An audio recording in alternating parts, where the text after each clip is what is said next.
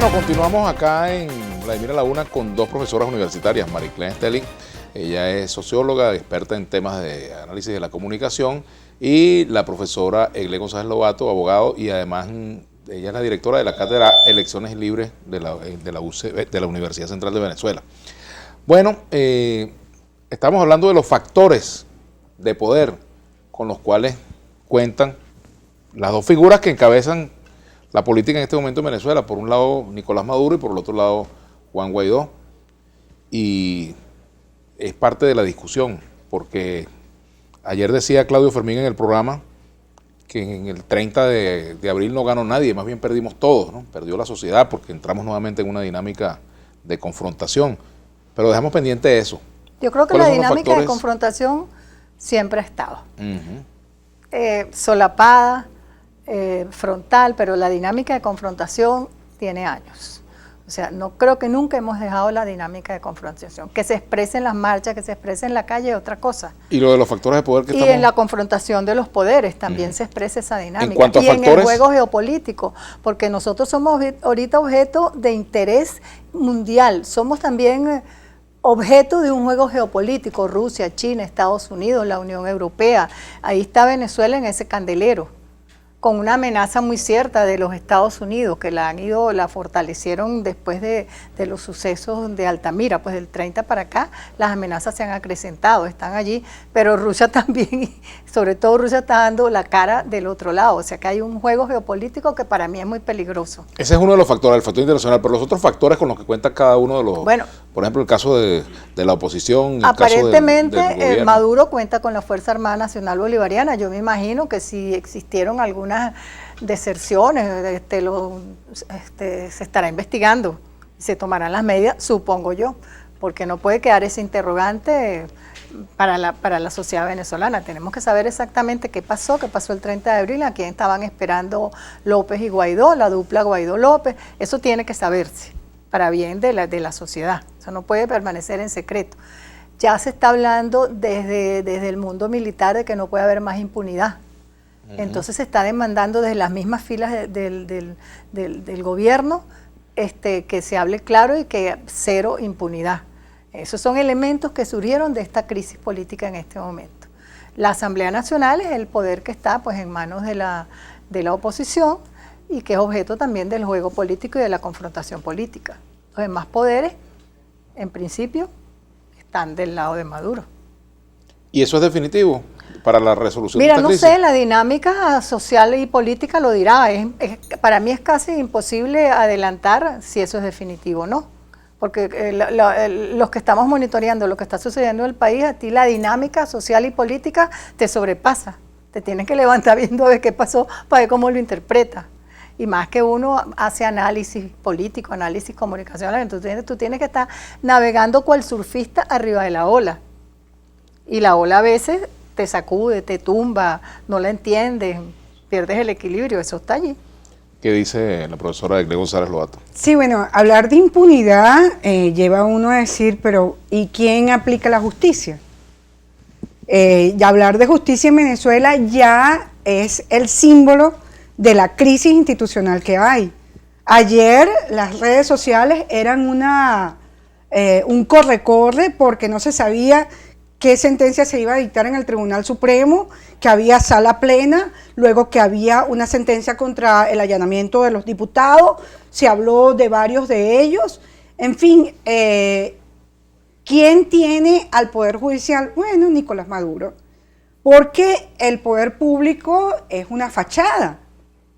Nadie se imagina, cuando se habla de impunidad, que es que van a abrir un juicio contra Nicolás Maduro. No, el juicio se va a abrir para quienes desde el otro lado están vulnerando la justicia, que con toda seguridad yo no digo que no se genere ninguna investigación, por supuesto que sí. Ahora, ¿con qué cuenta los factores? Bueno, sí, Nicolás Maduro cuenta con un poder público, pero que repito, no es tal, y con una fuerza armada. ¿Con qué cuenta Juan Guaidó? Bueno, sigue contando con la sociedad, sigue contando con un apoyo social, cuenta con su Asamblea Nacional, y de allí es muy importante que se mantengan los respetos de los diputados y los parlamentarios, y luego cuenta con una comunidad internacional que está obligándolos a que lleguen a un entendimiento a través de unas elecciones libres y justas que logre transitar una previo y luego un pacto de gobernabilidad o un acuerdo político nacional de gobernabilidad. Yo no diría que Guaidó cuenta con la sociedad, porque la sociedad somos todos. Guaidó cuenta con parte de la sociedad. De acuerdo. Sí.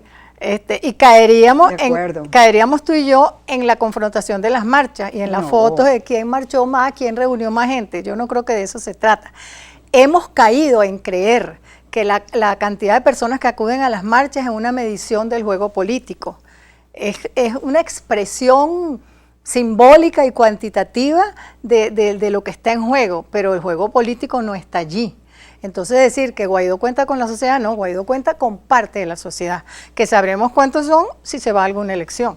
Ahora, ¿no tienes duda, Mariclén, del tamaño del descontento? El descontento, sí. Yo no te puedo poner un porcentaje, pero ¿el descontento es mayoritario o no es mayoritario? El descontento, yo te diría que el descontento es general, pero la causalidad, lo que se cree que es la causa de la crisis que se está viviendo, varía de un sector político al otro. Además, hay un fenómeno también que es una crisis auditiva. Aquí oye lo que ella quiere oír y yo oigo lo que yo quiero oír. Y eso es general. Entonces tenemos una crisis auditiva, una crisis comunicacional, una crisis de símbolos, de valores, que nos hacen difícil la comunicación y la interpretación de lo que está sucediendo en este momento. Sí, a mí me gustaría repetir algo, que es que la figura de Juan Guaidó yo no la quiero tomar como, no, yo vine aquí a defender a Juan Guaidó, no. Yo lo que estoy defendiendo es la lucha por la democracia y la lucha de los ciudadanos, y ese descontento no es solamente hay una sociedad a favor o en contra, y por quién me llevo, si por las marchas o no. No, preguntemos aquí, tú cómo te sientes, tú cómo te sientes, y usted cómo se siente. Y te van a decir, descontento, tengo hambre, no como. Entonces, esa rabia, ese descontento, lo que hay es que canalizarlo hacia una lucha por la democracia. Pero ese descontento, y antes de que se me vaya la idea, porque ahí quisiera decir que cómo será que no estoy defendiendo ninguna figura, que si algo hay que llamar a los factores políticos es a una inclusión de todas las fuerzas políticas. Es decir, aquí no es voluntad popular quien se va a adjudicar la lucha de la sociedad, porque es Juan Guaidó o es Leopoldo López. No, señor. Aquí todos los factores políticos, estén representados o no en el Parlamento, tienen que en este momento dar una respuesta política a esa sociedad que no puede seguir cayéndose a golpe en la calle, sino que plantear una ruta, y no la ruta del mantra. No, la ruta que rescate una solución pacífica y una respuesta política consono con lo que la comunidad internacional nos está orientando. La crisis la estamos viviendo todos. Las angustias las estamos viviendo todos. La crisis de sobrevivencia es general, pero hay un elemento que te diferencia. ¿Cómo interpreta la sociedad, la población, la crisis? ¿Dónde está la causa de la crisis? ¿Quién es el culpable de la crisis? Eso es un elemento que está allí y que es un elemento político, porque es la interpretación política de la crisis, donde hay dos fuerzas políticas que dan interpretaciones diferentes y que señalan culpables diferentes. Entonces eso está allí en la sociedad. No todo el mundo que tiene una crisis de sobrevivencia cree que el culpable es Maduro, sino puede creer que el culpable es Guaidó, que entregó Citgo, que no sé qué. Eso está en el panorama. Nosotros no podemos hablar ni generalizar, porque esta es una sociedad fracturada, con dos fuerzas políticas confrontadas, que mientras no se midan en una elección no vamos a saber quién tiene más o quién tiene menos. Lo demás habla pajuatada.